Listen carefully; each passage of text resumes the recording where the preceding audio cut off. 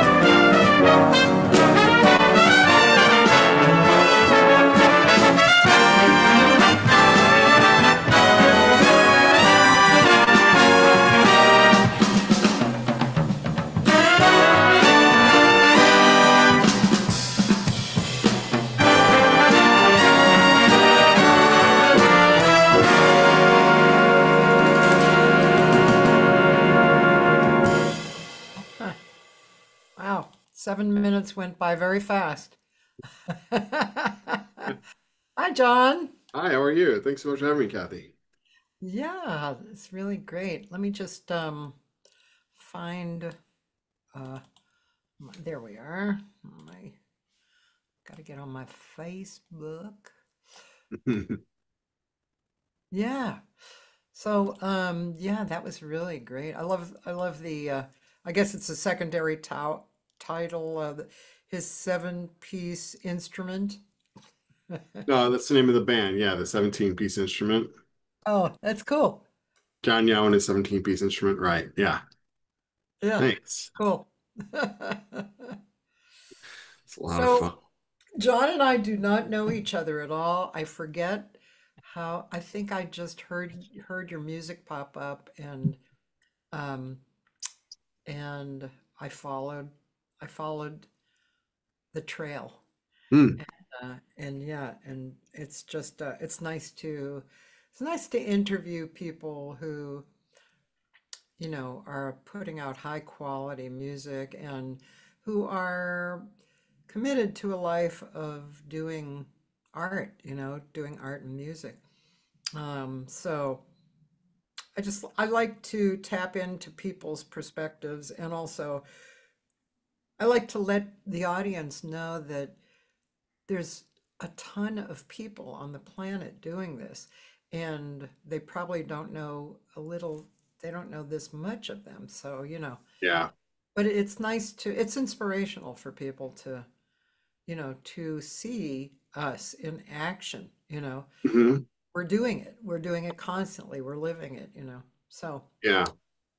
Yeah. Well, I appreciate you taking the time to, to listen and to learn more about me and the album and to have me on the show. And yeah, there's so much stuff out there. I agree. It's helpful to have someone like you that's like going through a lot of it and sort of handpicking stuff that is interesting or that you think is something that people should give a closer listen to. So because everyone's releasing their own music, so there's just like this flood of things out there of music, and some of it's really great, and some of it's like pretty good, and some of it's not so great, but it's hard to to navigate through all of it. So having like a guide like you is really helpful.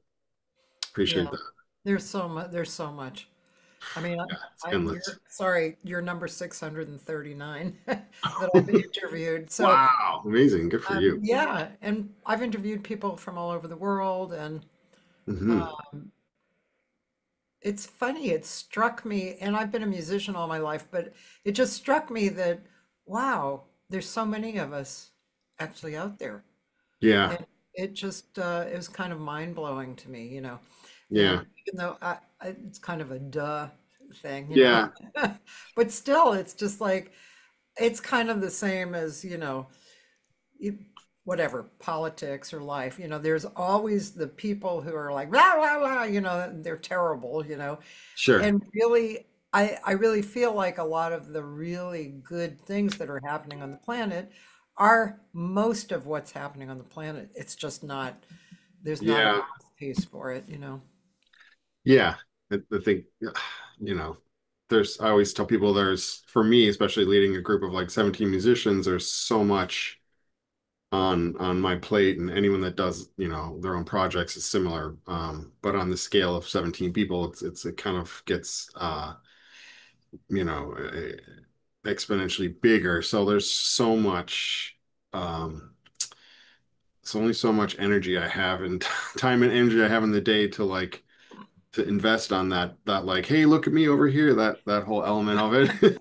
And I always end up kind of losing steam on I, it. So it's something to work on, but I'm trying to just like, like a lot of other people, just trying to like make good music and get a chance to share with others. Really, that's all I'm trying to do.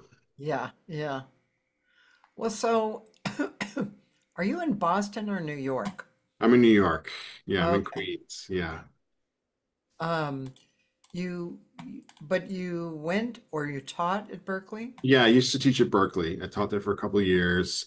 And then it's just kind of been hard for me to justify making the commute back and forth. I was going up on a Monday morning, taking the train, teaching all day, and then flying home Monday night. And yeah, it's just sort of not sustainable Yeah, for yeah, me over a long period of time. But it was a really good experience. I met some great people and learned a lot, and enjoyed it very much.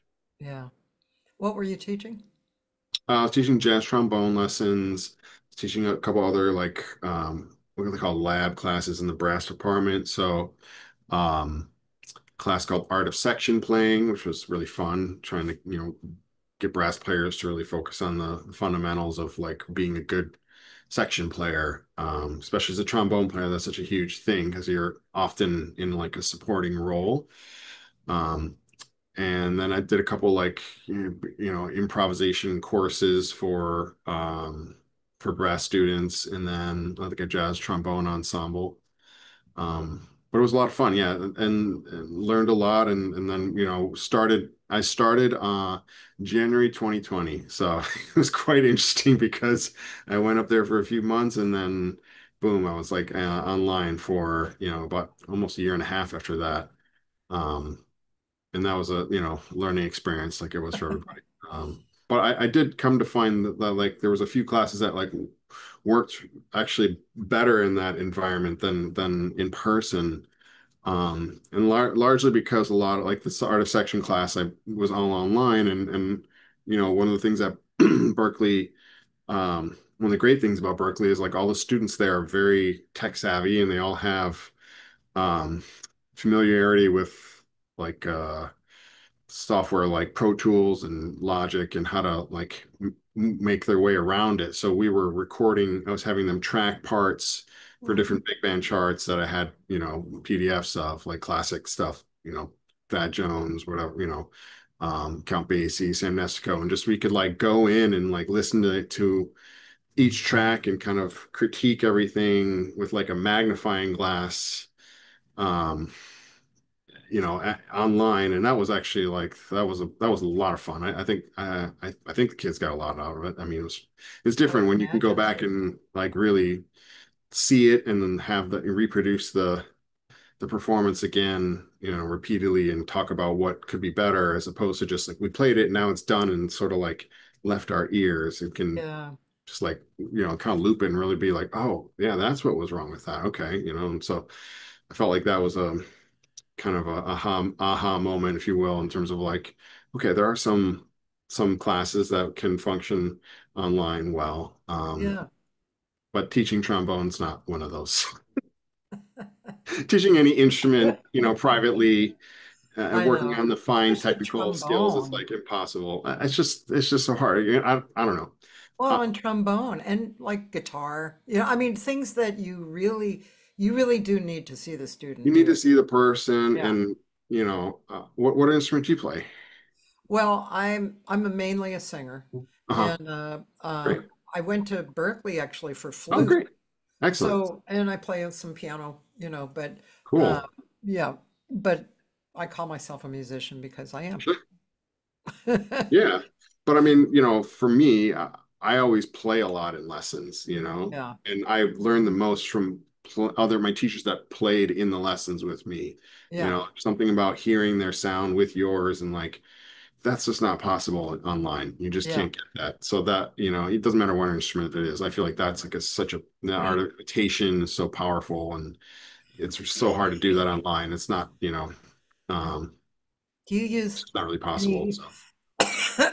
have you used any platforms that where you play online, you can hear everybody live? Oh, no, like any Like, specific ones that you're no, no, I mean, like, I'm just thinking I teach on Zoom, but a lot of times sure. when their voices like fade out, you Yeah. know, they're It, singing and I don't, yeah. whatever it is, I don't know whether it's the original sound from musicians, Right, I don't right. know. And then there Yeah. were there were ones that popped up, platforms that Yeah. popped up, but I There were just, a couple, but you need like a really high speed internet. And so everybody needs like almost like a T1 line to make that work. And they have to have really good gear and know how to use it. And like the combination of those three things coming together are pretty unlikely. So, especially during the pandemic, everyone's just kind of like trying to like figure it out, like, yeah, so yeah, but I also teach, right now I'm teaching a lot more like composition arranging lessons online.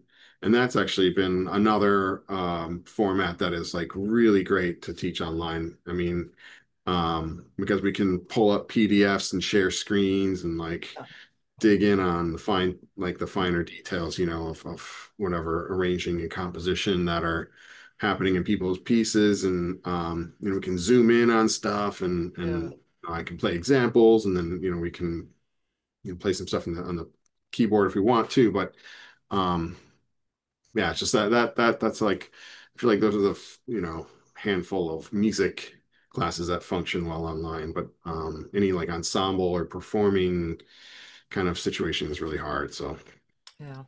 Where are you from, John? I originally from Chicago. I grew up in suburbs of Chicago called Wilmette, and yeah, well, went to a really great. I was fortunate to go to a really great high school. I had an awesome music program and got to see a lot of great bands, and that's really kind of like gave me the bug, if you will. Got to see like the Duke Ellington Orchestra, Count Basie, Woody Herman, all these bands would come in there's a big festival they did every February. Um, so that, kind of lit the fire for me and just sort of like seeing them up close and hearing them was like, revelation. So, When did you, I suspect you fell in love with the trombone at some point?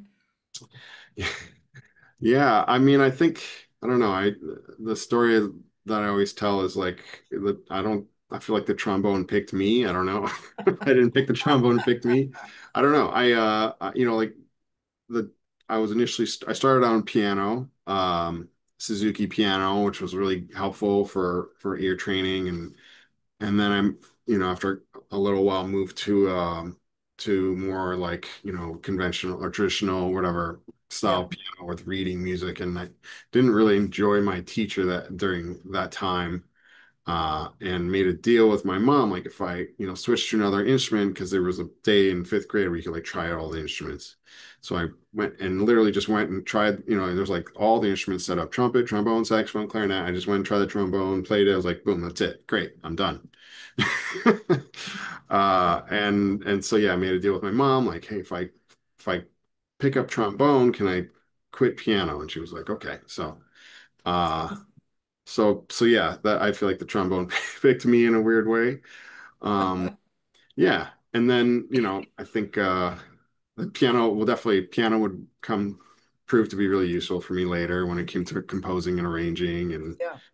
um, at the end of college I was having some problems with my chops and so I needed like this musical outlet and I really like reconnected with piano and just because I needed a place to like channel that energy and then over time it started to become more shifting towards like over a long period of time of like actually like writing music and on the piano and having it performed by other people and that's kind of where I'm at now. It's like that point of I tell people get just as much satisfaction if not more from hearing other musicians play stuff that I write as opposed to me playing something like a great solo or something like that, which is always, on the rare occasion that that happens is great. But, you know, I always enjoy, I've come to realize like that satisfaction of like connecting with other people and seeing and hearing them play and enjoy it. And then the process of writing it and music coming to life and is something that I don't know, I've kind of gotten hooked on over the years for sure. Yeah. Speaking of soloists, on your record there's Hmm. some great soloists. Yeah. Wow, Yeah. beautiful. Yeah, first track, David Smith, great trumpeter, and then also Tim Armacost, an excellent tenor saxophone player. Actually, the two of them, the three of us we went at Queens College, at the same time around 2005, 2007. And, yeah, it's an honor to have those guys play. I mean, just beautiful players, great people, super, professional and just like, like you said, like kind of, I don't know if I'm in the New York scene, they're very well known, but I don't know outside of New York how like I think they're doing really well, but I don't know if I've people are heard just like, I've heard the sax player's name okay, before. yeah, Yeah, I was wondering, let me, is there like a list of the players sure. on the YouTube there or somewhere Oh, but I or can is it share somewhere else? you a link of like the I can use more Chat information. GPT to answer that. You can enable Chat GPT. Thank you. All Thank the you, Chat devices are like GPT. going crazy here. Sorry. Um, um, yeah, okay. I have a link here. So yeah, let me send you this page and then you'll know who's who. Yeah, you can put it in the chat if you want. Yeah, perfect. So yeah, getting a chance to play with those two guys has been awesome. I mean, known them for a long time and then, to have them play and bring music to life. Dave's been with the band for a long time, but to have them bring it to life has been awesome. So much fun. Yeah. Um, Sorry. Oh, did you send it? I'm still digging it up. Oh, okay. Sorry. It's okay. Never No, I mind. thought your fault. I have like so much uh stuff on here. Let's see. I'm gonna try and raise my seat up a little bit. Okay, this is the PDF. So this PDF that I'm sending has it's like a PDF of the liner notes, which will tell you or of all the CD artwork, if you will. So it has like, Yeah. the tracks and players, and Oh, then I on got it. another Yeah. page it has like who plays on what song and all that. So um Okay, I'm going to look at it. I'm going to download it. Desktop. It's fine, whatever.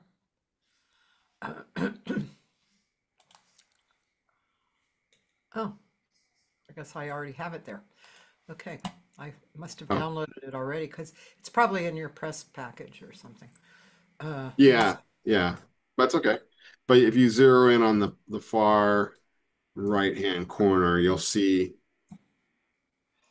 like the little circle, and that has like who solos on what track. Oh, I see. And then Yeah. in the And upper, then I'm just looking, Billy Drews, I know him. yeah. I think I interviewed him actually. Oh yeah, Okay, he's the yeah. best. Um, Major character. yes, really cool. Amazing And Tim player. Armacost's name I know, but Mm, the other than that, I mean, I know a lot of LA guys, but not a lot of sure. New York guys. Mm, But I see that, and maybe um, I'm gonna yeah, there's definitely share this yeah, screen. there's definitely I mean there's a lot of great players everywhere, like not just New York and LA, of course, but Oops.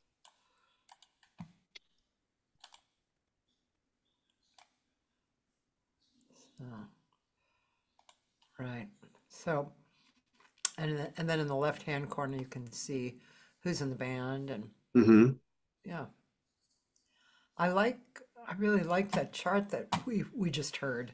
Well, Sort of thanks. upside, or I don't actually know which one I did. Yeah, that was the first track, Upside. Yeah, that one was commissioned for a high school band in Detroit, friend of mine, and I kind of I was supposed to play it in with him in the again like April 2020, Oh, and then the world stand came to a stop.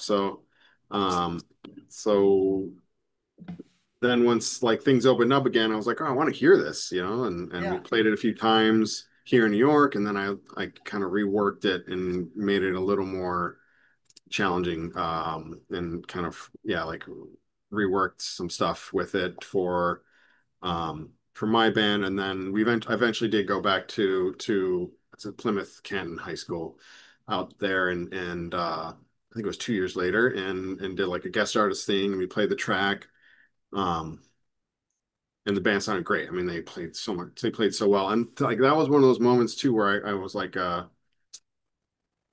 kind of unexpectedly like moved because there were students they had like learned the tune, and then there was all these other students around the edge on the perimeter like off stage like who had also like listened to the tune a bunch but maybe weren't playing on that song but they learned it, and during the performance like I remember kind of like going off to the side and just kind of like watching the band listening and being like and seeing all these kids like bobbing their heads and like tapping around, and I was like wow, they were like genuinely enjoying it, and it was just one of those moments where I was just like man, like this is really cool. Like, to connect with other musicians and then to see them like genuinely having so much fun playing that. Something that I wrote was like I was not expecting to get. I was like kind of like getting a little teary. I kind of get teary every time I talk about it because it's something that's like I don't know. It's like a hard to explain, but it's yeah, it's just kind of like a I don't know, really special to kind of like see someone total stranger, connect with you through music. And now that bond is there and it's just really cool to like I remember being that kid too. I think that's part of it is like I remember being in high school and playing big band charts by like, not necessarily like, you know, older stuff, but like newer writers, you know, that come in and they bring stuff, and we would all be like kind of like nerding out on it because we were like big band nerds, you know.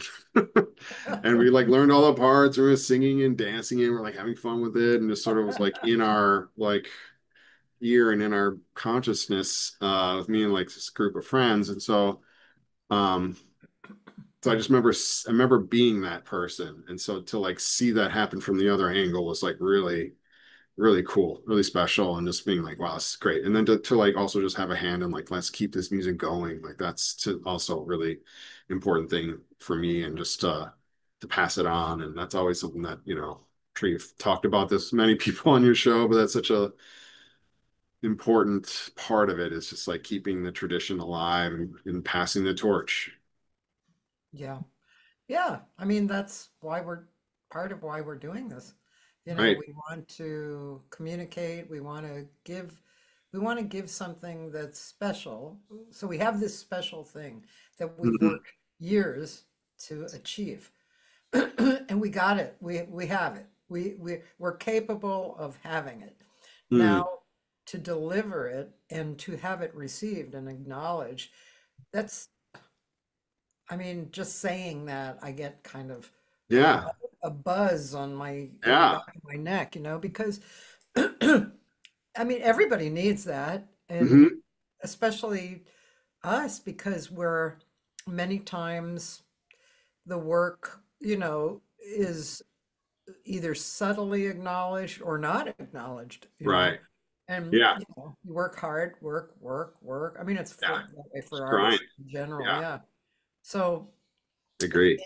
yeah, and then the desire to have this kind of music live on, Hmm. that's tied into a whole bunch of things, right? Really heavy stuff. Yeah. It's Yeah, like, really wow, heavy stuff. I'm Yeah, like, I'm, you know, potentially like included in this like lineage, you know. So that's kind of yeah, really, and that's the thing, like, I mean, I don't know, for me, I think making this bigger um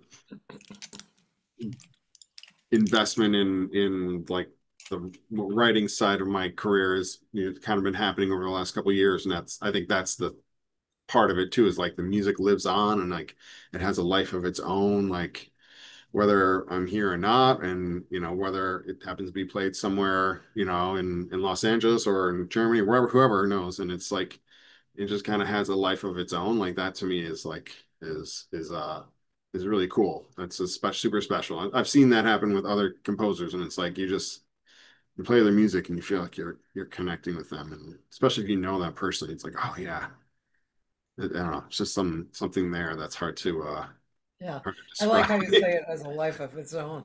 I Yeah, understand that. That's really, yeah, it yeah, does. It just goes on regardless of what you even do. yeah.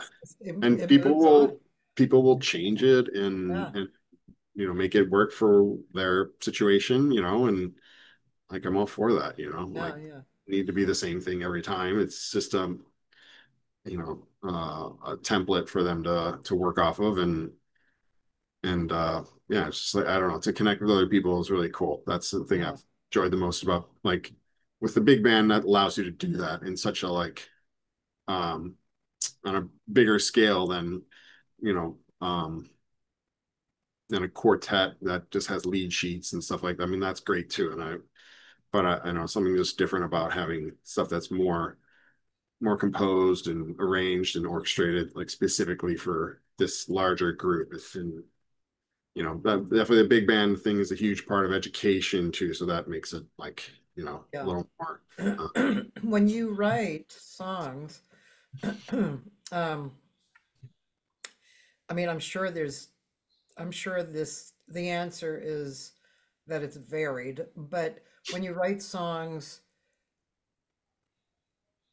let's see, when you write songs, do you write the composition I'm talking about, not the arrangement? mm, Do you write for the big band? Do you just write? Do you write, for the small group and then use a song for the big band? sure. How do you do that? Yeah. Yeah. You're gonna kill me. It's varied. Yeah, it's different every time. I'm not But going to kill you. I mean, that's what I would imagine. yeah, no, Right. it's definitely there's. I mean, that's a large part of what this album is about. Is there's several tracks that were originally small group pieces. So my original thought was I'm going to go back and I'm going to pick like one or two songs from all the, so I have, a couple quintet records and then another album, two albums by another group called Triceratops. Um, and I was like, I'm going to pick like, two songs from each album and like arrange them for big band. I only managed to get like two or three because I just ran out of steam. But, um, and so yeah, like Not Even Close was originally a small group piece. And so was like First Step was originally a small group piece. Finger Painting is, Herbie Hancock's small group composition that I so those three um had written them out originally and played them with smaller groups and then, and same with Triceratops Blues, that's the other one. And so those were pieces that I originally conceived for a smaller group and then you know when it came time to revisit them for big band it was a lot of um a lot of wrestling with how am I going to um expand on it and develop some of the material and make it sound like not just like the same piece but something a little bit different, like it gave me the platform to um what's the best way to put it? Just sort of like enhance and sort of like expand on some of the original things in the small group version. So like Not Even Close, I wrote a bunch of stuff that was like to feature the ensemble trading back and forth through over the form and it was really inspired by Thad Jones' Little Pixie, where he has the brass and the saxophones like doing almost like trading eights. And so that was the thought with that one was like, okay, I'm gonna just like keep the original song, but I'm gonna like have this the ensemble feature the ensemble trading and then have some solos and a shout chorus and that's basically it. But so that was like the idea was like to stay in the framework of that tune. And some other ones I kind of took some liberties with, finger painting, threw in a few different things. Same with Triceratops, expanded on some stuff, developed some of the material, and to create some new sections and a few solis here and there for trombones and or saxes. And so that was kind of the idea with those pieces. And some of the other pieces on the album are like ones that like Upside, I just like was purely a big band chart from the start. Same with Early Morning Walk and The Other Way and Song for Nolan was just like, Song for Nolan's kind of like I started out a small group and then I sort of finished it off as a big band chart. So that one was kind of like a Yeah, combination of that's, yeah. both. Um, did I hear correctly while those guys were soloing? Were they soloing over the tune or were they soloing over something else that you had written for the solo? For Upside, Yeah, they were soloing over they solo over other parts that are not necessarily like part of the tune. yeah. Uh, I liked Upside I is liked the parts. thanks. Yeah, Yeah, there's the sections in there, and there's sort of like things that come back, but it's not like a straight up. Here's a melody. Now you're going to solo over the same yeah, form as Billy. It's not, and yeah, that's definitely. I was fortunate enough to get a chance to work with Jim McNeely a little bit in the BMI workshop, and that's like his. That's definitely me taking a page out of his book. Just yeah, writing. You know, more through composed style where it's yeah, not so much not so repetitive but it yeah. still has some familiarity throughout the sections. So I uh, liked that. thanks. Yeah, that one was a lot of fun, and the band played great on it. It was just like every time we play it I'm always just kind of amazed. Yeah, it's pretty thrilling, right? Yeah, and the other thing that's been kind of fun, on the uh, over the summer we were playing once a month at a club in my neighborhood. It's actually just like 2 or 3 blocks from here called Taraza. In fact, I'm gonna play there tonight with a different group, but um so, during the whole time of leading up to this recording and preparing all the music and rehearsing in shows and stuff, like I was never actually playing this music. I was always in front, like Yeah. cueing, conducting, and then I play some stuff out front, but I wasn't like playing the parts. So then once we played at Taraza, there's really not enough room for someone to stand up front and conduct. It's like super tight.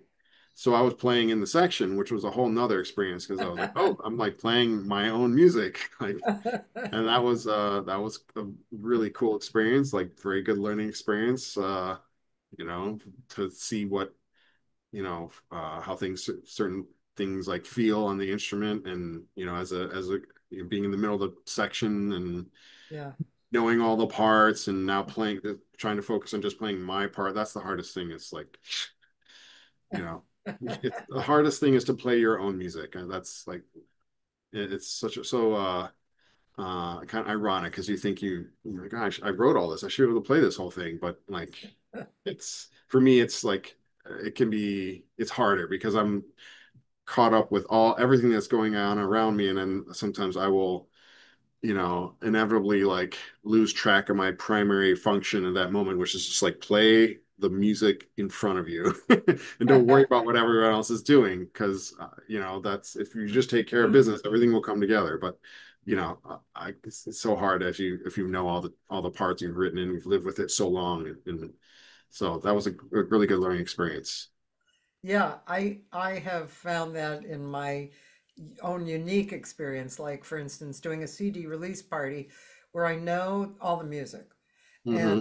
so, but I still, I really like to be live and experience it, live and, be a little bit free but yet I know it's coming and that's probably why I've stayed away from a lot of arrangements in my recording life, although in the last few years I have had more arranged stuff, but generally speaking, I like to kind of wing it, you know. Sure. Cool. And so, but yeah, I know a little bit of that feeling because you have to, when you're playing, you have to be in the moment and moving along with the music. So yeah, it's kind of a, But it's hard because okay, this thing's coming up. I gotta cue this thing, or I gotta make sure we all kind of go on to this next section, and yeah, and then it's this juggling act of like yeah. one and being the conductor and the player at the same time. It's like, and then there's always like the like things in the back of my head. I'm like, okay, like what tune is next, and what do I need to say between these two tunes? Like the whole band leader, like front man thing. It's a whole nother ball of wax. It's like just kind of like hanging out in your brain and easily distract you from playing what's in front of you, which is you know Has hard it been, enough. has it been easy for you in general to speak to the audience? I think I've gotten more comfortable over the years. It's been a process. Knowing the music really well and like going through this experience of releasing this album and having to write all this stuff about the music and tell people about it, explain things and explain to the audience has helped. So I feel a little more comfortable doing it. I'm not necessarily nervous. It's just I want to make sure that I'm giving them what they need to hear, and but not like rambling on forever and going nowhere. So that's and then make sure I pronounce everybody in the band's name correctly and stuff like just little things, which I've crashed and burned so many times. So I think that's just the experience. You're just like, okay, that was terrible. Okay, so like just try to Next stick to a time, script. yeah. Stay on task. Don't start improvising and freestyling. Sometimes that works out, and then you're like, oh great, I should do that more. But then other times it like you try to crack a joke, and like for whatever reason the audience doesn't Yeah, get down with it, and you're kind of like, okay. yeah. So, Sunday I did I sang in a self-awareness church service and small crowd and I'd say like 90% of them were old, you know. mm, When I looked out in the audience, actually just by happenstance, my friend was the minister, and she gave a great sermon. It was Oh, amazing. But great. anyway, I didn't even expect to see her there. But when I was singing to the audience, wow, man, you know, it's, I mean, I've gone through it for years because I've been a singer for years. But, when people are like this, Yeah. no matter how you're singing, like you're giving Yeah. your most beautiful Yeah. Yeah. You put your heart feeling, and and they're soul into it. just like, whoop. And so, Hard. yeah, I mean, I remember when, I remember there was a time when I realized, okay, so there's a woman and a man in the audience, and the guy is smiling at you, and the Mm. woman is like this. Mm. And so I learned in that situation to actually really look at the woman, and Yeah. really sing to her. And then pretty Sure. soon she's, oh, the singer's Cool. actually not Yeah, yeah. flirting with my husband Sure. or Yeah. whatever. Right. And yeah. So there's different things that you experience over the years, But you're right, it's never exactly the same. It really Yeah. depends on the situation, right? Yeah. I mean, I've tried to tell this like same story and joke many times about one of the about early morning walk, and it's never it's never gone over well. But I tell the band, I'm like, gosh darn it, I'm gonna keep telling this story. Somebody's gonna, like, the odds are like, in my favor. At some point, like I'm gonna, step in, what. So yeah, because I don't know. It's just like, I've tried many different deliveries, but and ways to tell the story, and it's never panned out. So That's funny. Hey, I'd like to hear something else. Do you sure. have live video? And the reason I ask is because Facebook or YouTube generally takes, I mean, not in the moment, but after the moment, they'll take down, recordings because they say I don't have permission, even though I'm interviewing a person. Really? Yeah. Yeah. I've never, It's a in shame. all the years I've been doing this, I've never found out the answer How to that. to But anyway, navigate that? Yeah. yeah. No, Do I have you? some stuff for sure. Yeah, let me find a few things for you, and then we can. Some of the stuff is like things that were recorded on the album, so that's Cool. that's even better. 1 second here. Oh yeah.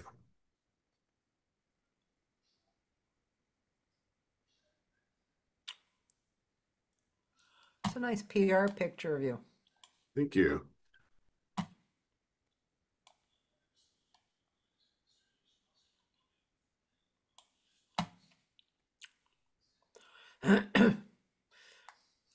You have a laugh like one of my favorite cousins. Oh yeah. Yeah. It's it's wonderful. Oh, thank Wonderful you. to hear. One of these days I'm gonna find this. Okay, here. God. Yeah, we can start with this one. I'll just share the link, and then Okay. maybe there's other ones that I'm kind of forgetting about right now.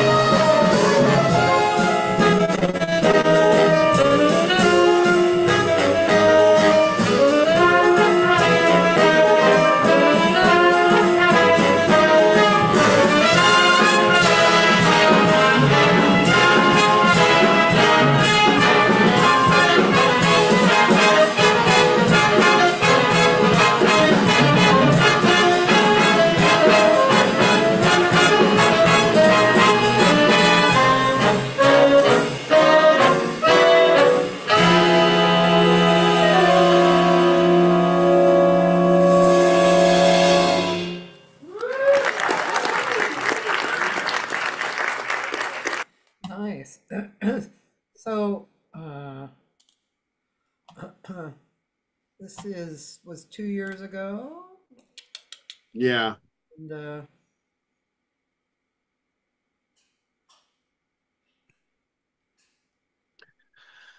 this I don't was know. this tune first step was one of the first tunes that I wrote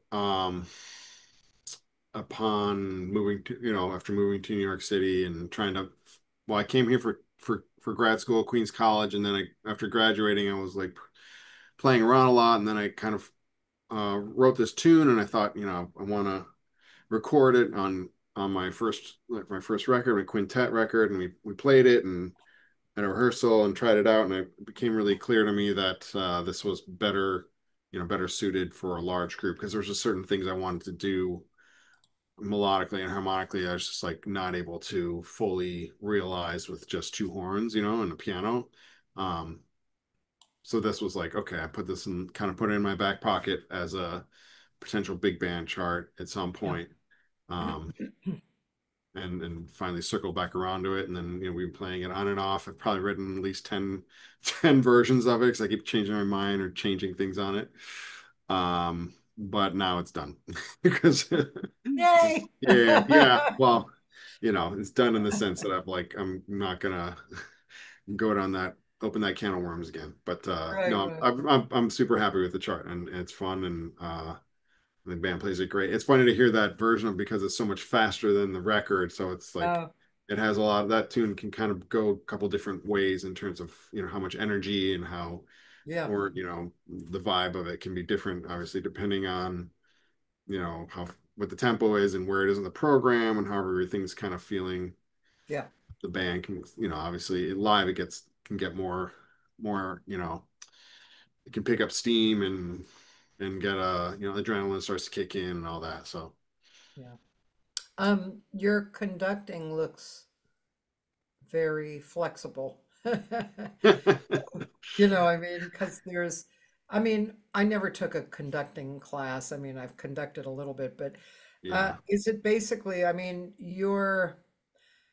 because you know the charts so well, I'm guessing you're probably um, kind of a little extra focused on certain parts that you feel are integral to Hmm.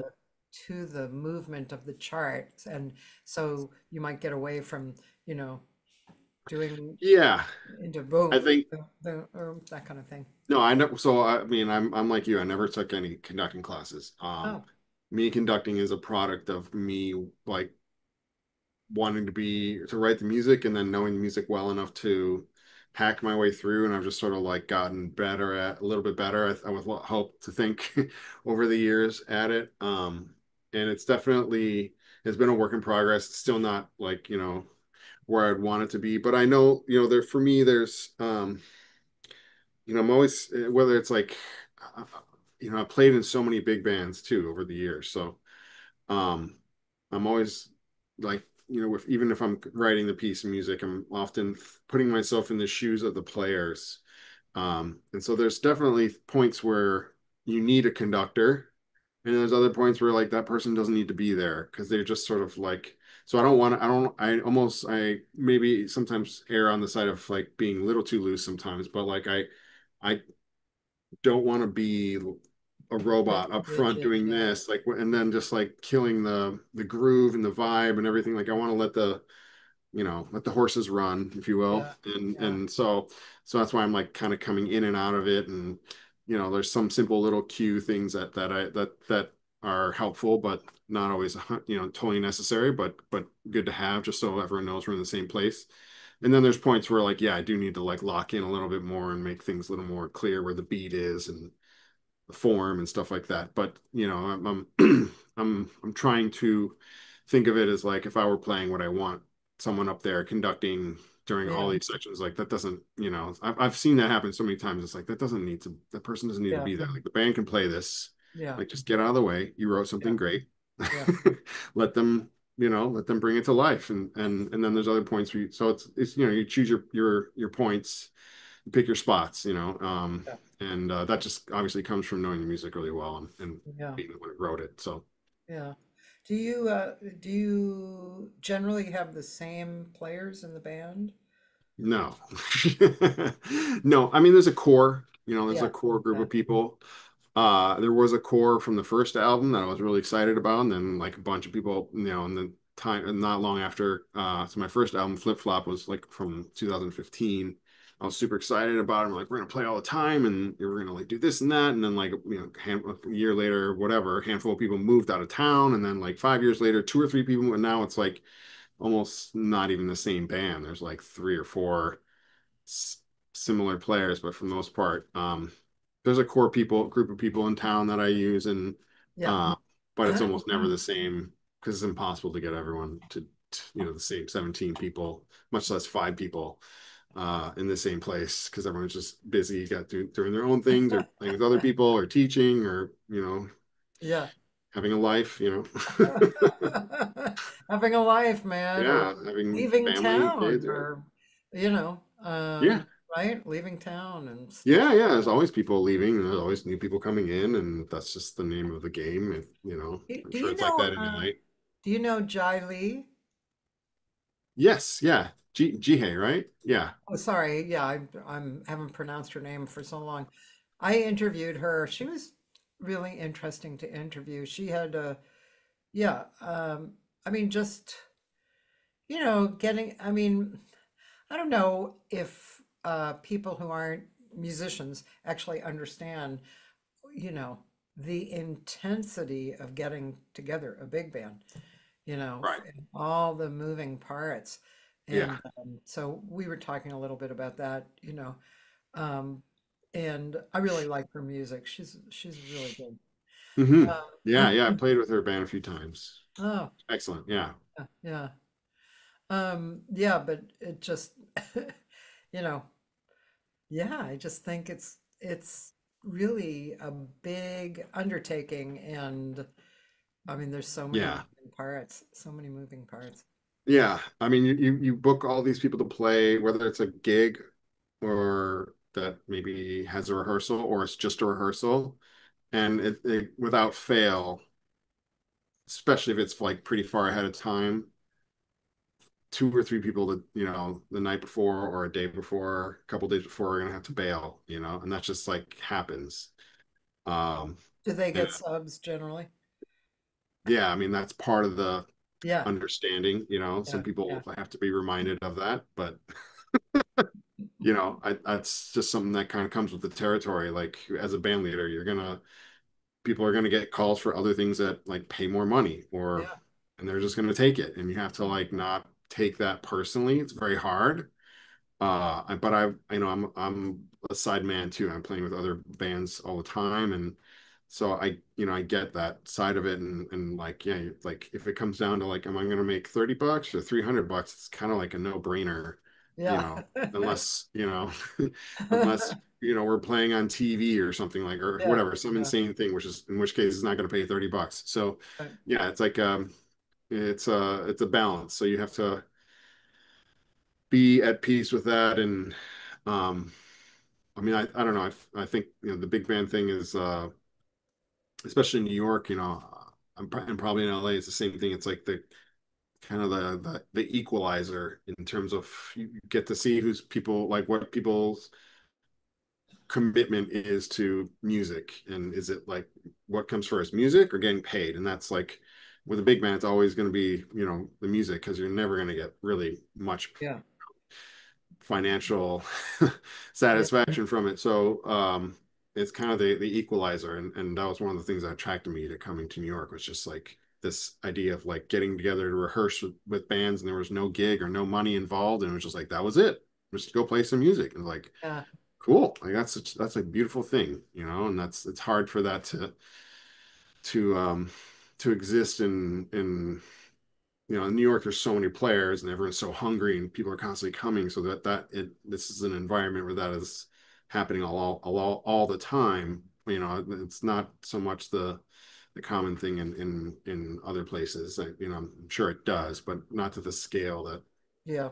happens here or in Yeah, LA, I imagine. yeah, I know some friends doing similar things out there, just like rehearsal yeah, bands, just for the sake of playing, yeah, yeah, That's great. So yeah. Are there, if I go to YouTube, can I hear you play? sure. Jeez. Careful what you ask for. No. I have some clips of stuff. I have some small group stuff. Yeah, I don't know. Yeah, I mean, I'd like to hear you play. Nothing super long, but this one is, I'll share this link with you. So I have some stuff that are just like solos that I kind of carved out from live shows. This was with this group that I was telling you about, JOHN YAO's Triceratops, which was a three-horn band, no piano or guitar, just three horns, bass, drums. And this one is a solo that I took on this tune called Three Parts as One. This was at New Blue. This is that wow, 3 years ago.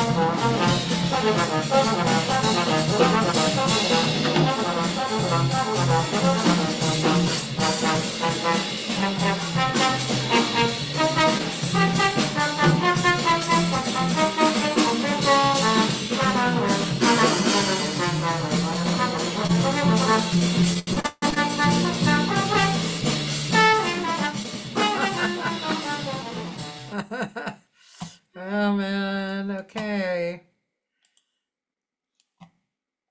Cool. Challenging. Yeah, yeah, that is definitely challenging, even though it's just 8 bars, but a lot of fun. Yeah, that group was a lot of fun.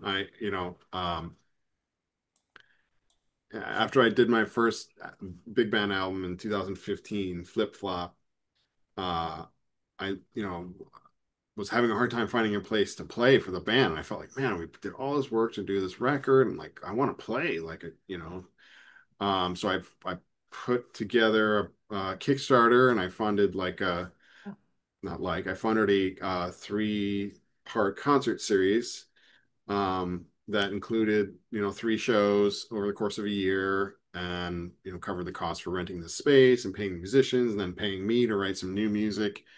Um, and then also did like another residency around that same time, the Shapeshifter Lab, like once a month. So I was like kind of doing a lot of band leading stuff. And once that sort of finished, I was like super burned out of like leading the band. And so, I kind of turned my attention towards playing more. I just wanted to like play trombone and not have to think about, leading 17 people.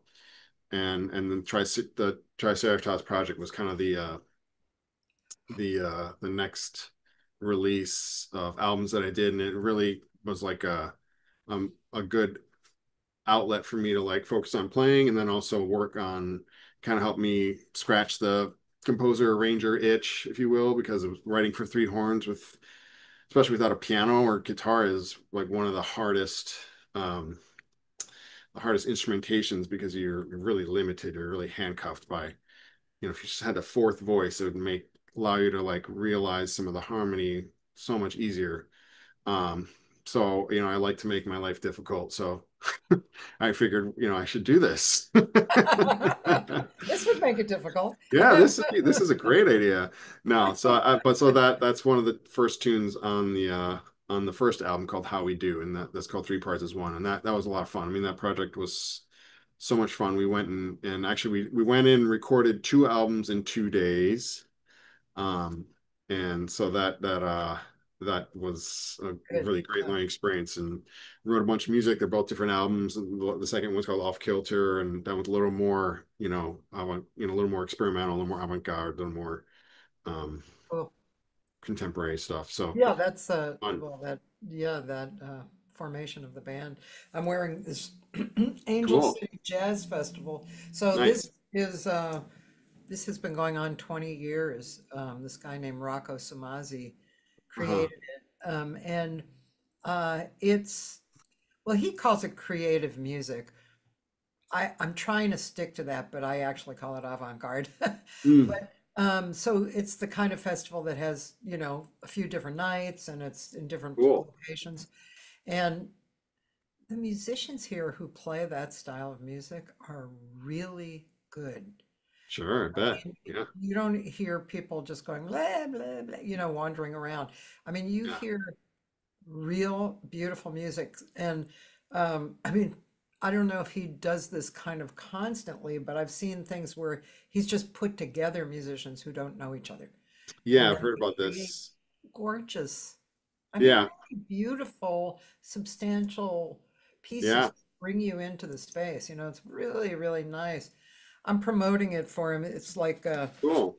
as long as I'm talking about it, I'll just say it is basically October, I think it's 9th through the 19th in LA. So anybody Cool. watching, go to the Yeah. Angel City Jazz Festival site and you can see, Cool. it's just really good. It's good. That's awesome. Yeah. Very cool. Yeah, I've heard about the Winter Jazz Fest and kind of doing something, the one they do here. Oh, yeah. Similar thing where they just like kind of put people together and are like, Oh, really? go. Yeah, and there's like no discussion of what you're gonna play. It's just like you can't, the only thing is like you can't have ever played together before. It's like, That's wow, funny. that sounds a little like terrifying. A little But I terrifying, guess it yeah. does sort of like it strips everyone down to their core, like, Yeah. musicianship skills, and like it forces you to interact and be, Yeah. like present in a way that's different than reading off the page. So I Yeah. can appreciate that. I went to the Winterfest last January. Cool. I came for the Jazz Congress, and Oh, great. I can't remember the name of the place. It's a kind of a large place on the water. Hmm. It's like a big restaurant, but it's very large room and Hmm. good sized stage, and Cool. yeah, it was good. I saw several different groups, and Nice. that was like 3 or 4 different groups that night. It was Nice. very enjoyable. Yeah, Very cool. yeah, Beautiful. yeah. Do you ever use singers in your band? I have not. I'm definitely I'm I'm interested in expanding the band's palette of sounds, and voice is definitely one of those things on my radar. Um and I think especially for voice, it's like finding the right person, the right singer. And there's like tons of really excellent singers. I know.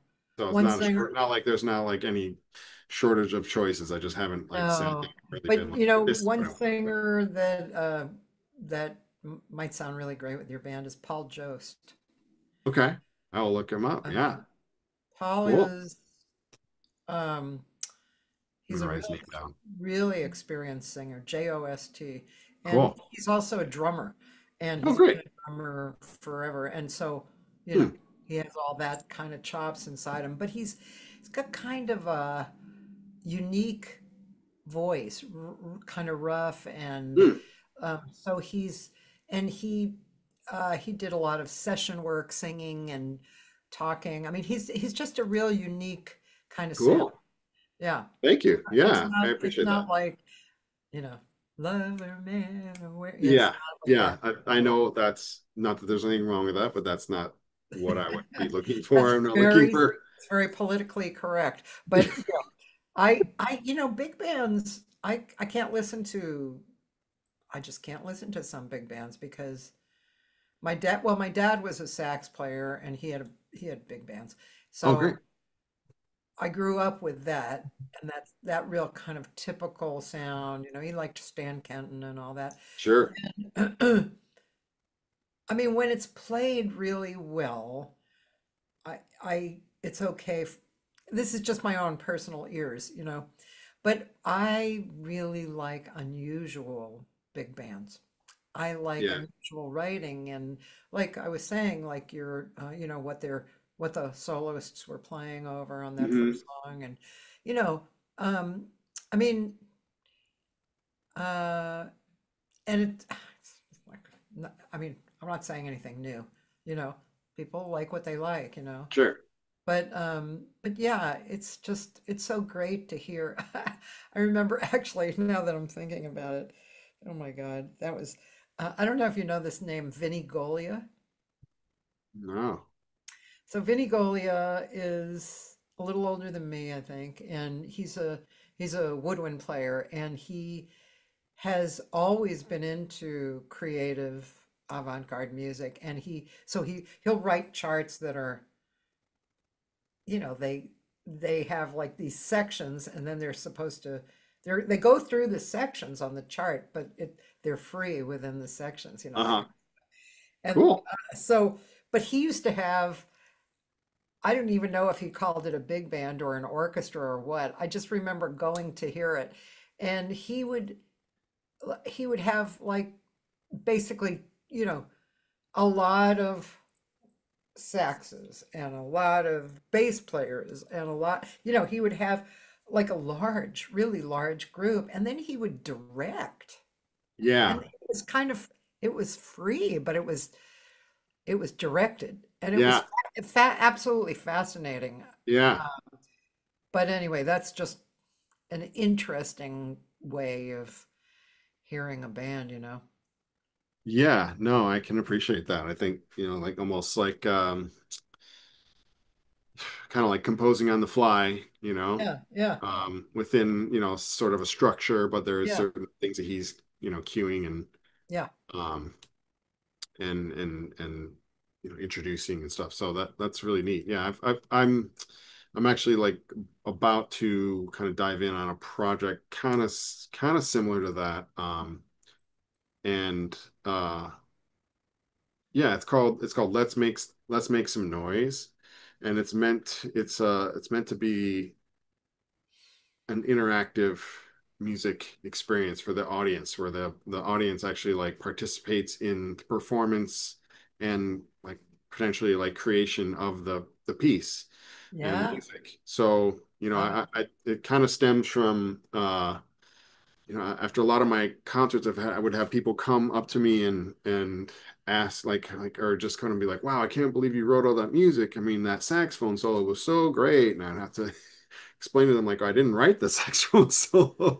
And then there's points in the music where I kind of probably similar like Vinny you're talking about, where there's a framework and the players have like loose instructions of what you want them to do, but it's not like cut and dry, black and white. It's very much like, do something with these three notes or play this rhythm and ad lib pitch or whatever, stuff like that. Yeah, And people would be like, I can't believe you wrote all that. And I'd have to explain to them like that was not totally written out. And so it became clear to me that a lot of, especially non-musician listeners weren't clear like what was happening in the music and yeah, what the structure was and which points I had what was written and what was on the page and what was off the page. So it kind of inspired this idea of like, like it'd be great to like somehow find a way to let people in on the whatever, not that it's a secret, but like the inside look under the hood, if you will, of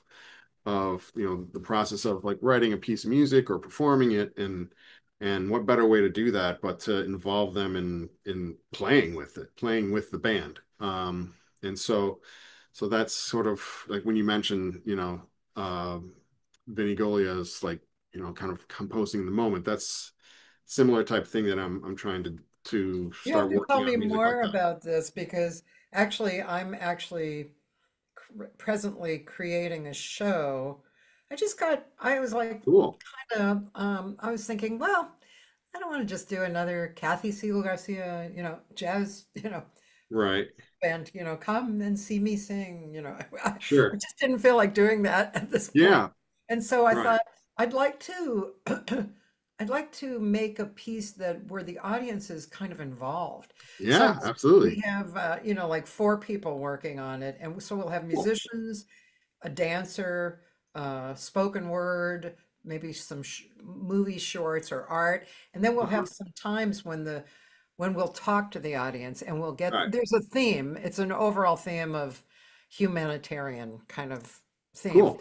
And so I want to get them involved, but we talked briefly about writing the song together, but you know, I don't know. That's kind of, you have to be, I don't know, maybe you'd have to have a real strong musician who's, a good composer kind of leading that. Like I sing ba, and he's like, no, that's not going to go. So ba, whatever, Yeah. So I'd like to know more. What are you actually doing to involve the audience? That's what I need to work on. It's No, kind I of challenging. Yeah. no, it's definitely, I mean, again, I am, a glutton for punishment. I like to like back myself into corners. No, I think the approach that I'm going to take is this idea of doing workshops with like audiences. And part of that workshop is like me working out some of the music. My biggest concern is like trying to figure out what audiences who aren't musically inclined or aren't musically experienced, what are they capable of, and how long can they withhold on to something, and um how much musical like responsibility can I give to them? Like are they like just kind of on the fringe, or are they like kind of at the core of the piece, and I can Yeah. like Yeah. let the band kind of play off them, and so that's really what I'm going to be wrestling with. It's just like, Yeah. and You know, that's there's there's a big movement right now on the planet called circle singing. And uh-huh. I mean, I have an improvisational vocal group that's a cappella. It's six people. We sang for like 8 years together, and we were drawn together because we kind of knew each other, and we were all individually good singers. And Hmm. so when we got together, it's like any band, when we got together, you know, it gelled, Right. and then like somebody would lead and we all kind of, knew what to do with that, Hmm. should we copy it exactly, or should we jump in with harmony, or should we do something contra to it, or, Hmm. so, um, but in the workshops that we did, there were people who really didn't know that dynamic. So they Yeah. would be kind of a sore thumb. Yeah. But in circles, these circle singing things that have been going on, um, I think there's sore thumbs, right? They just, There are, yeah, just they the have nature known of it. Yeah. nothing. Yeah. But there was this one guy from Brazil who came, and first of all, he was magical. So I think that is, if you have a strong idea and intention that, you know, and you're pretty loving, I can tell. Well, And thanks. so, yeah, so you could, you're loving them and you're leading them and it's fun and there's an Yes. intention. Yeah. And so, and then like this guy, he actually, we got up and danced around and we would sing with different people, like kind of duo kind of things. And he actually never spoke because he spoke Portuguese only. Right. Wow. And so, but he would show us like, boget to do that, Yeah. get to do that, you know, and Right. that was fun and exciting, I think, for the Yes. participants, you know. Absolutely. No, I'm the idea of call and response is going to be a big part of it for sure. I think, Yeah, and learning stuff by rote, just imitating. yeah, I'm not going to make anyone read music, something obviously. simple. Yeah, Yeah, something simple, and something that like allows them to feel part of the music. And I also want them to like the audience members um, to know like where we are in the song so that they like it's maybe at some points they don't play it all, and so yeah, but I think you're right, like especially if I'm going to do this with a big band or any like group of any big audience, like you need someone to direct the traffic up there. I think that's like this yeah, sounds like he was one of that person, the right person for that. And that's just especially if you're going to do something where you're going to make stuff up on the spot and kind of yeah, um, layer things on top and try stuff out like that. That is, and some of that is like, predetermined, but some of it is could yeah. be flexible. I think But you have to be open to change too, yeah, yeah, you know, I'm open to because whatever. Like, let's yeah, see where like this in the goes. moment, like Yeah, Joe Schmo here is not making this part, so you put Susie over here and move Joe over here, that kind of yeah. thing. I'm gonna try to like strengthen numbers, people. I think the audience member is gonna be like, I might divide them into groups, but I'm never gonna Yeah, be like you yeah. you were late. I'm not that's the point. No, no. But I think the thing I'm going to try to one of the things with the workshop, the idea is to kind of make it sort of like a performance slash open rehearsal with the audience, and then I Oh, want yeah, to have them fill out feedback forms, and same with the musicians, and just try to get people's like feedback about what they thought worked out well, what felt good, what was what could be better, how could it be more fun, more interactive, what did they learn, did they understand everything that was going on. So that's sort of that's the process I'm going to take. I don't, and then at that point, I think after like, maybe a couple of workshops, I'll have a better idea of like what people are capable of. And I mean, I have a general idea, but in each audience will be a little bit different. But I definitely, I feel like, yeah, the call and response element and imitation and interaction.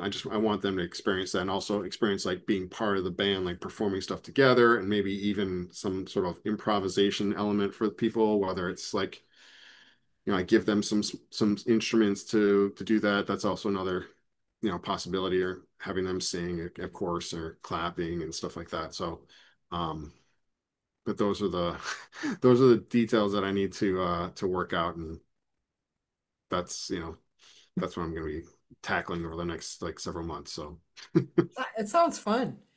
yeah, yeah, I'd want it to be fun, and I want people to walk out of there like having a genuinely like different musical experience than normal, where it's just like a one-way street. I'm Yeah, trying to yeah. break the I plane mean, and all that, and let that's people my like feeling too. Yeah, yeah, and I it's fun for the musicians, and it's like we work really hard and you like try to like, but if people don't quite understand what's going on, then they can sometimes some people get turned off, like there's like, I don't know what's happening right now. They just throw their hands up.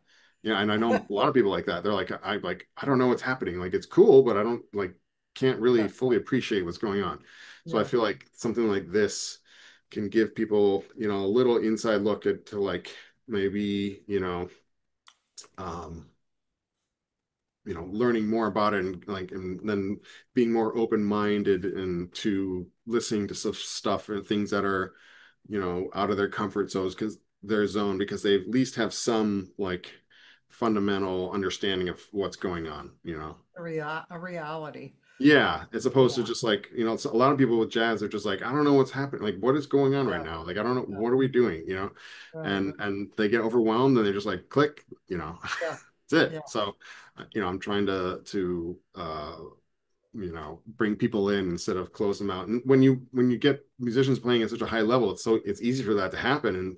And some people are like totally into it and they're cool and they're happy not like knowing all the X's and O's, but some people kind of need to know a little bit more than that, and I can appreciate that. yeah, yeah. But yeah, I'd be interested to see how your thing comes together with the singers. Yeah, yeah, we're yeah, we have a date because I wanted to like make a date to Cool. shoot for, so it's in December. But so we're just kind of we Hmm. got the form of the show, but I mean, just talking about it today, I think one of the singers and I have been in this vocal improv group that I was talking about, for Hmm.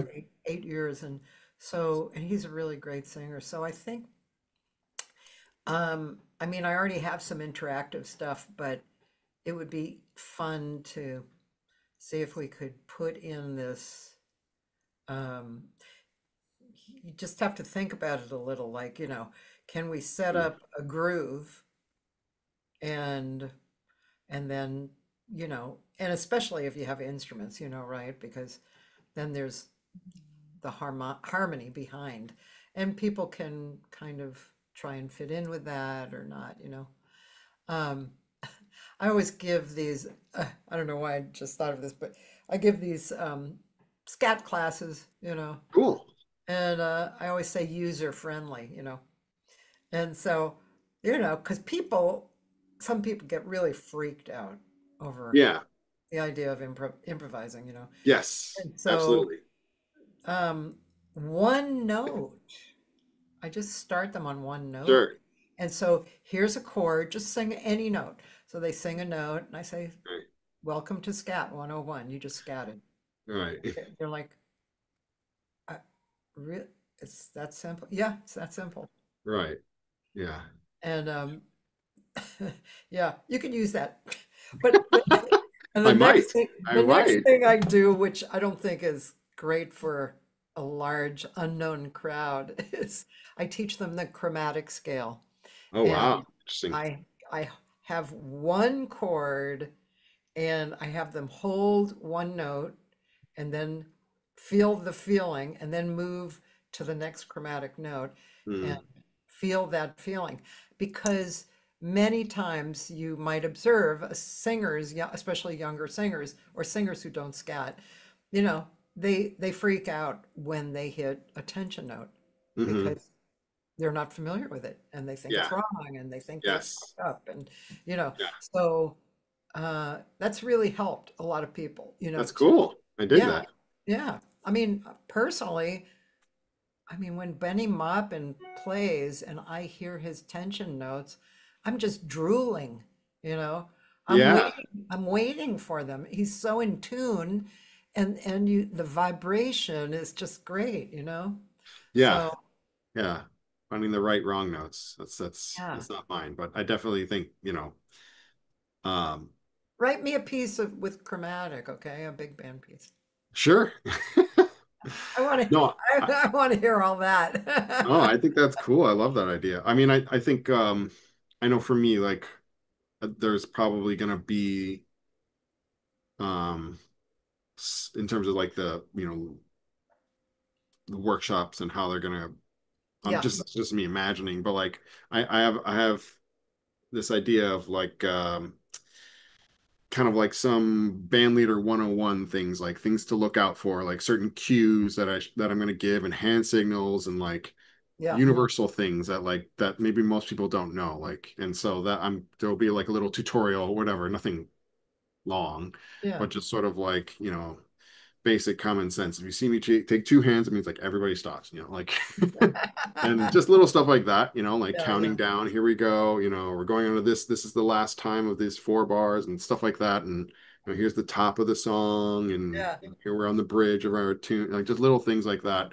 Or, we're gonna use our ears and do some call and response, just like non-verbal cues that yeah, most people will understand it just from, human nature, but I do want to like name them out and just sort of like get people like on board with like this idea of that, we're going to be kind of floating in and out of these different zones. You just kind of got to be like on your toes. You can't like zone out. I love it. I think it's going to be really fun. I bet you're going Yeah, to attract a lot of people. I hope so. Thank you. I appreciate that. I think Yeah. so. Yeah, definitely. One of the tunes on here, if you mentioned like some dissonant tunes, I don't know if you wanted to play another tune or not. Sure, It's up to you. sure. But this tune called "The Other Way," that is kind of like an outlier tune to in the album.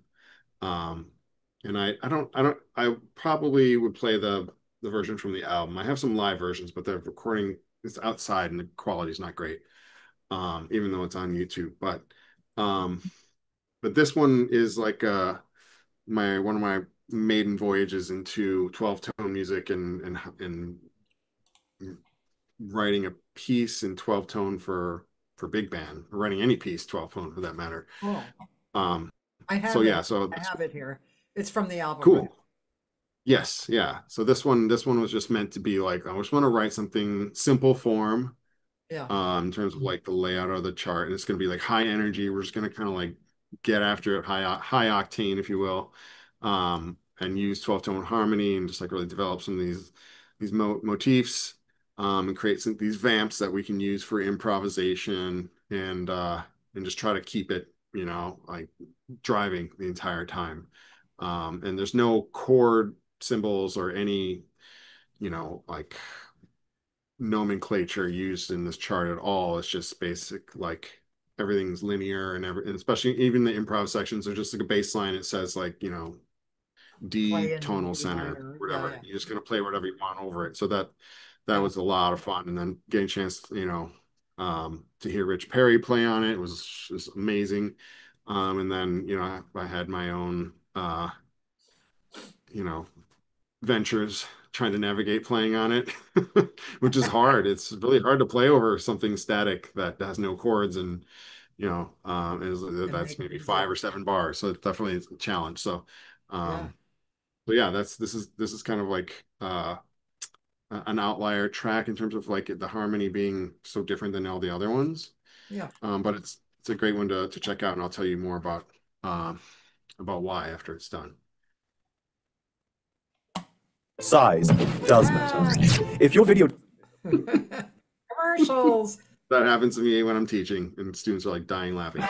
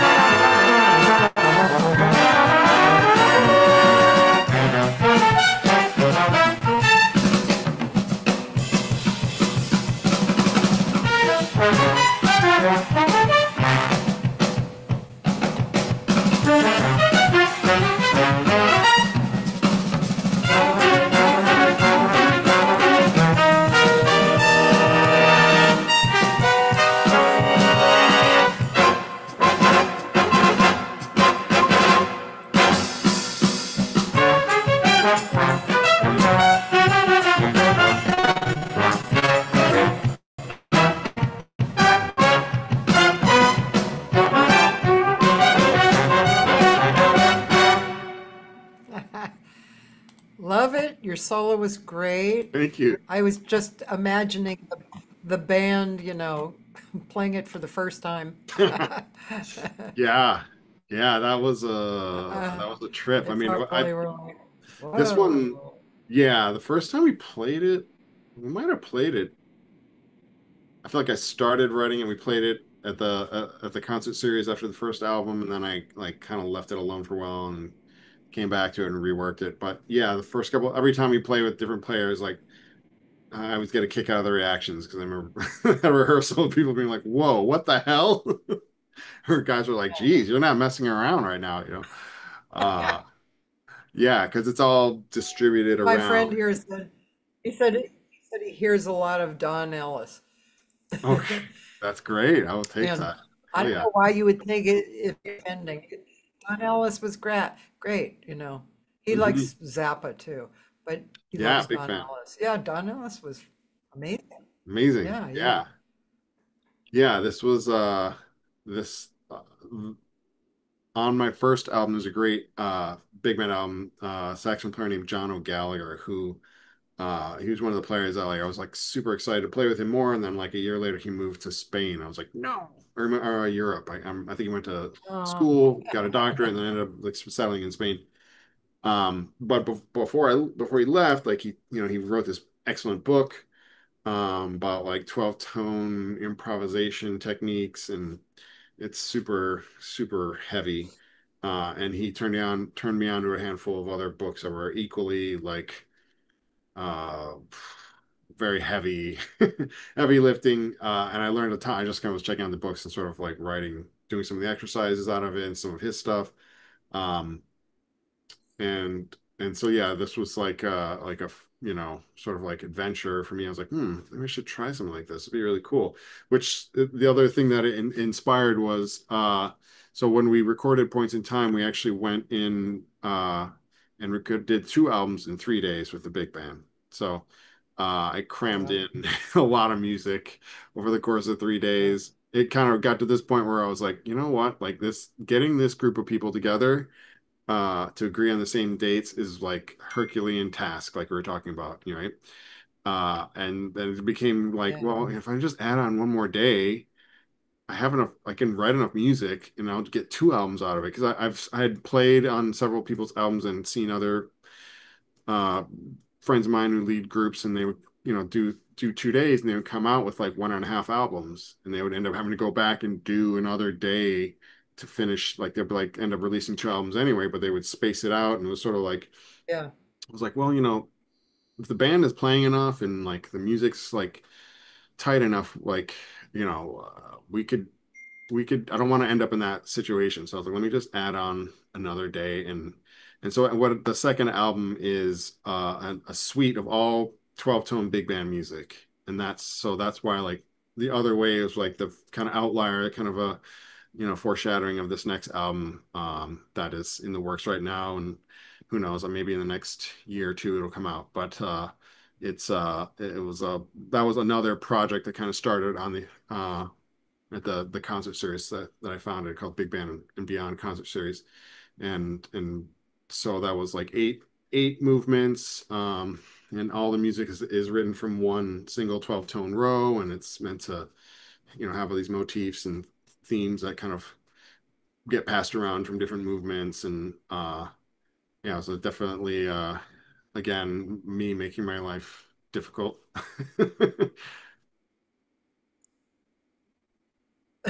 But I learned a lot, and I'm Well, super excited to share that. that's what, I'm super yeah. excited to share that music. There's some amazing takes on that, and can't wait to like get that out there too, because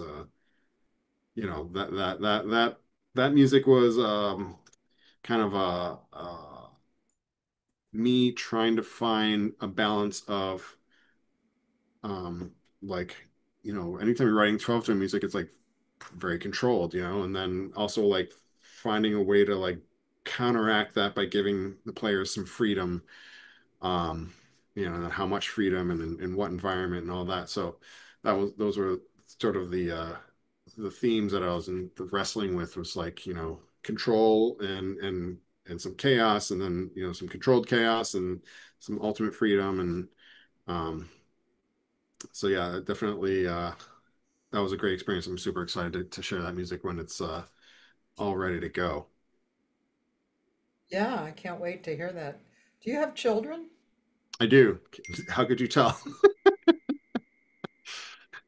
Well, I wasn't sure because it was blurry in the background, but Oh the yeah, reason I asked was because it struck me, what you're talking about is, you know, control and freedom, which is really what a parent's job sure. is for me. Yeah. You have kids too? No, I never had kids, but my husband had two daughters, so I have Uh, grandkids now. oh great. Yeah. Yeah. Yeah. No, it's But I don't, I mean, they're not directly under me, so you sure. know what I mean? So if they were my children, I would be really laying on them certain things. Sure. But I mean, right now they just think, oh yeah, Mima's pretty cool. She's a jazz singer, and that's Right. that's about it. Yeah. You know. Yeah. No, we just have the one. My wife and I have my son Nolan, he's 5. He and I share this room. It's really his room. It's I'm getting slowly kicked out of this room uh as he gets bigger. But yeah, definitely a lot of parallels to Yeah, parenting and band leading and and teaching. yeah, There's definitely yeah, times where I feel like I'm parenting when I'm teaching, and I have to like pinch myself and remind myself that I can't give this student a timeout because he's a grown man. yeah. Not, Right. although they often like sometimes they might actually really deserve it. And that's Yeah, but that it's a funny line to have to like straddle. Um, yeah. but no, yeah, it's been fun. He's been great. I mean, he's been coming to, so he was coming to a lot of the shows over the summertime because he didn't have school, and like I How said, old it's is just like he? he's 5. Yeah. So he would come, up, and it's just like a 2, 3 blocks. So my wife would come with him, and they would leave, before we finish. But um, I mean, he was like part of the show for a little while. Like, because he would just talk to, the place is pretty small, but there's still like an audience, and it's very intimate. But he would talk to me uh like there was nobody else in the room. So he just like That's so interrupt cute. me. I'd be talking to the band, explain. So part of the format at Taraza is you do this open rehearsal where you like kind of start and stop, and like the band kind of brushes up on a few spots, and then you take a break, and then you play the full set. So, it's kind of pretty casual in the first part of it. But he would just like interrupt me, Dad, how come you're the only one talking and no one else is talking? And and Dad, we're leaving after this tune. I'm really tired. We're gonna go home. Dad, can I get something to drink? And I'm like, do you see me doing something here? Like, but like, everyone in the band and all the audience and the owner like loved him. They like everyone got the major kick out of it because a lot of guys in the band have kids, and it was just like he was part of the show. So it was like, Yeah. he'd walk in and be like, "Hey, Dad," and I'm like, "Oh, you again?" You know, on the microphone, like, "Oh God, no, here we go." Yeah, it was funny. Like he just got a riot. He got a total kick out of it, and yeah, I always joke with the band, like, this is your future leader, just so you know. When I'm gone, he's taking over the band. So just, prepare yourself. You better stay on his good side. That's really cute, man. It was fun. It was a lot of fun. I mean, he still does that, but there was a few times in the beginning where it was just like throwing me off my game because I'd be in the middle of explaining something or talking, and I like kind of would hear his voice and mom would have to be like, Nolan, he's like he can't talk to you right now. Yeah, he's a riot. So, but yeah, like, the other one of the other tunes on the album is it was for him. So like that was a big part of the show. Was always like I had to make sure he was there for that song. It's called "Song for Nolan." And very like sentimental, upbeat, joyful tune, which is uh, kind of everything that he has brought into our life, and in that sense of just being like a ray of sunshine, um, Yeah. and also driving me crazy all at the same time. Uh, Yeah. no, so that tune, I started writing it when he was like born, and then 4 years later, I finally finished it. So sometimes I have to explain to students, and I tell them like you have to live with the piece, like sometimes it's not ready to be done. You can't force it, and you have to just like kind of live with it daily, play with it, come like put it aside, come back to it a month later. And this was like a prime example of that, where I started it and I kind of didn't know where I wanted to go, and I had some ideas, and then after toying with it on and off for a few years, and was just sort of like, and then I finally had to like set a deadline for myself and like make some concrete decisions instead of leaving the door open, which is kind of what I did for many years. But I had an idea, and I just needed to work it out, and I kind of needed to let that happen over obviously a long course of time. 4 years is a little extreme, um, but sometimes that's just, I don't know, that's part of the process. It's just sort of like spending time with the piece on a daily basis, because like from one day to the next, it can sound totally different. And it's the beautiful thing, and also kind of a maddening thing in terms of the composition process, where you're like so sure of something one day, and the next day you're like second guessing. I've not totally like I've come to appreciate that element of it, and sort of like not freak out about it, because that's just part of my process, and I feel like everyone goes through that, where you have self-doubt and about what you're doing, and is it good, and from one day to the next it feels different. So um that living with the piece, that piece is Song for Nolan's like a great example of that. Yeah. I go through that too. I mean, Yeah, you can't be a composer and not go through that stuff. yeah, that's just like par for the course, and you just have to. I used to get really caught up in it, but now I've come to appreciate it. I won't say I like it, but I kind of like expect it, so I don't like, I'm not freaking out about it so much, because I'm like, oh, Yeah. this is just what I do. And Yeah. my wife's always like, I see you go through your process. I know where you're at. Like, Yeah. so that's helped too, That's to like, interesting, actually. Yeah. yeah, she can see how like the things start to like come together, and she'll ask Yeah. me at the end of the day, so how'd it go? And I'll say one thing or another, and she'll be like, oh, I know, this is where you're at. And it's just, Remember? Yeah. You yeah. So it's know, funny to like have someone else see it kind of yeah, and come together. recognize it. Yeah. There Yeah. was a writer who wrote Eat, Pray, and Love. I forget her name. Mm. She also wrote a book called Big Magic, which was after Eat, Pray, and Love became a movie with Julia Roberts, and it was Yeah, yeah, yeah. I remember very that. popular.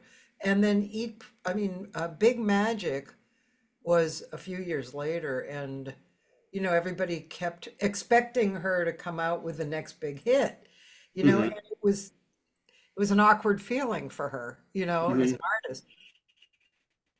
But in that book, she said that when she was young, she made a commitment to write every day, no matter what. Yeah. Yeah. So over all the years, she was always writing, and she would see that what you just described happen. She would see the same, like, she was writing, then the next day or whatever, she'd like think it was horrible. Yeah. And then, the next day it would work itself out. And she Right. began to realize where she was in the process. Yeah. It's just a process. It went It like is. this, and that was Yeah, how it it's went. a roller coaster, and Yeah. for some people it's too much. I totally get it. Yeah. And Nobody some likes people it. just can't get past I'm a piece of crap, Yeah. I've heard many like composers who are so well established and confess to the same thing. And so for me it's like, God, if that person is like having Yeah. self-doubt, like for me to have that, it's like nothing, so like we're all human, and that's I think that's the thing about composing music. It's just so humbling Yeah. on every level, and anytime someone can do it is a beautiful thing, because they've committed to it, like you said, and like I said, was saying earlier, just the ability to connect with people through that is so much. Yeah, it's just really kind of a profound Yeah, it is. experience. Well, John, it's been 2 hours. Thank you so much. And thank you very much for giving me this time and sharing with us all your thinking and your feeling and your music. It's all really good. I can't wait till that record comes out. Thank you. And Appreciate it. yeah, Yeah. thank you. It's been really nice. Appreciate it. Thank you. Yeah, I've enjoyed it too. Have some names to check out, and some homework to do now, and I'm excited to hear about your project, and as things come together with the next album and the Let's Make Some Noise project, I'll keep you in the loop, and look Yeah. for at some point. Yeah, I'll be interested in knowing how it Cool. goes. Cool. Hopefully I have good things to report back. I hope It's so. not a total failure. Thank you so much. Only one way to find out. So yeah, move straight ahead, man. Yeah, appreciate it. Yeah, Well, have a thank you great day. so Take care, much. right? Thank you. Thanks, You Cathy. too. Bye, John. Bye. Oh, what a nice person. And so, for those of you in LA, I have two things to tell you. Friday night over at Olak restaurant that I used to book downtown, the back room, which used to be called Bar Fedora, has now been changed the name, and it's now called Birds of a Feather. So there, Friday night, early show, 7:30 to 9, is a beautiful group that is going to be playing Brazilian choro music, which is kind of the folk music of Brazil, and really great players. Amy Molinelli, who's a great percussionist, very experienced, wonderful. Eva Scow on mandolin, fantastic, and Nando what's Duarte on guitar, who's an amazing guitar player. Anyway, it's going to be really nice. Plus the food. When I say it's Thai vegan, people go, "Oh yeah, Thai vegan." No, you've never eaten food like this before. It's very unique. It's not expensive. And there's parking below the building, $12 cash. And it's down right behind Disney Hall, actually, on First and Hope. If you want to get tickets, contact me, and because it's limited seating. So I'm really looking forward to it. It's going to be wonderful music, wonderful, wonderful.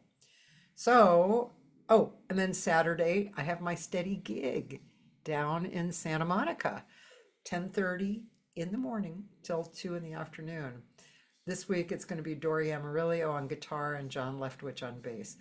And it used to be called Jinkies, but now it's called Brightside. And you can find all this information on my website, and on my Facebook page. Anyway, no cover charge, really good food. You're very close to the beach, and it's really a nice way to start the Saturday, you know. And the 405 is really not actually that bad. Okay, I've said all my piece, and should I tell you who's here next Monday? Well, a guitarist named Scotty Bramer. He's an LA guitarist, and he's a really interesting guy, interesting guitarist. So that's who's going to be on next. Goodbye. Love you, folks. Stay positive. Let's put positivity in the air and remember that we actually are more than the negative, but we don't make a lot of noise like the negative does. So we tend to think there's more negativity happening, but it's actually not true. There's more positive stuff happening, more love, more peace. So I just want to